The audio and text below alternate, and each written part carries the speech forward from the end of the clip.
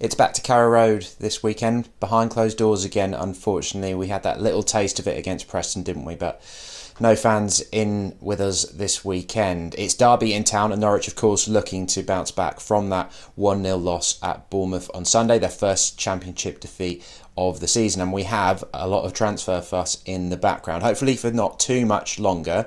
We are speaking ahead of the press conference on Friday. This is the last team that Daniel Farke will have to pick before the transfer window closes. That closes for European deals on Monday at 11 p.m. and then Friday, October 16th at 5 p.m.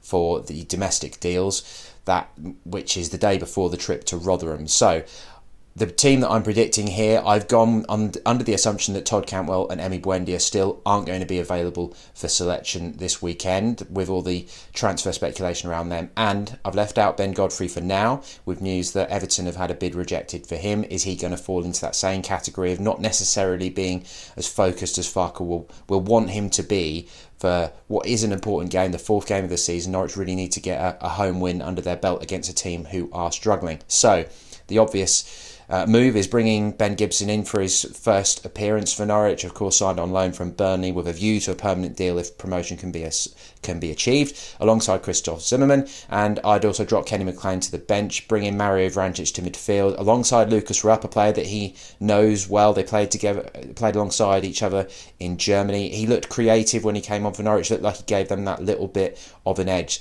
So that is the team I'd be going with, but sticking with that 4-1-4-1 formation with Oliver Skipp in the deeper anchor role, because that looked like it did have potential. And here's how we think Derby might line up. It's a bit difficult to predict at the moment, to be honest. It sounds like Philip Cocu is still trying to find the best team, but of course they've got Wayne Rooney in that mix. We'll come on to him shortly. But this is how we think they'll line up. Jack Marriott leading the line, who of course scored that late winner for Derby in the 4-3, December 2018, the floodlights game. I'm sure you remember that one. Now, Derby actually lead the way in the possession stakes in the Championship so far this season. They're averaging 58%, so that's more than Norwich, who rank third, just over 54%. So you can see the game that's sort of shaping up. Maybe won't be too dissimilar to the Bournemouth game on Sunday. But we saw how successful Preston were when they came to Carrow Road recently and pressed Norwich really hard, really disrupted them, didn't let them get into the Farke ball flow that we're all hoping we can see develop again now that Norwich are back in the Championship. So if Derby are going to turn up and try to play Norwich at their own game, then that may not be too wise, considering that they've lost all three games, only scored one, conceded 8 along the way. They lost 2-0 at home to Reading, 2-1 at Luton, and then they were thrashed 4-0 at home by Blackburn last weekend. Philip Cocu, Barcelona and Holland legend, of course, but it's not really happened for him yet at Derby. They finished 10th, 6 points adrift of the playoffs last year. Didn't do too well behind closed doors, had a bad end to the season, so fell away from things. But his reign hasn't really got going. They of course made the playoff final under Frank Lampard before he took over, so it looks like he's still trying to lay those plans and get them playing the style of football that he wants. And the key man, well, it's difficult to look past Wayne Rooney, isn't it, when you've got England's all-time record goal scorer who scored 53 goals for his country, 5 Premier League titles, over 500 appearances and 250 goals for Manchester United. You know, we have a legend of the English game playing at Carrow Road.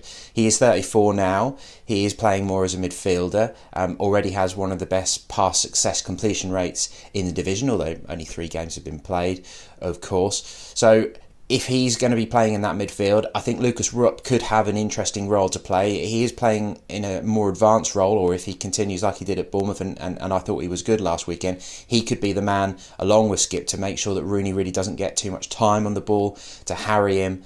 And a big thing as well is to make sure you don't concede any free kicks around the edge of the box, because we know full well that Wayne Rooney can convert from that sort of a range. Penalties as well, of course, he's lethal, he's got that experience. But when you think that it's all those years ago, over 15 years since he came to Carrow Road with Man United and lost 2-0 in the Premiership, that game when I think he came on at half-time, didn't he, and lost the ball ahead of the second goal when he was robbed by Yusuf Safri. And here he is back in the Indian summer of his career. Be really interesting to see the threat that he poses, but of course one that Norwich have got to watch really carefully. He went over to America, kept his career going for a couple of years. Looks like he's interested in getting into coaching in the next few years. Whether that will be at Derby, who knows? That may well depend on the result on Saturday.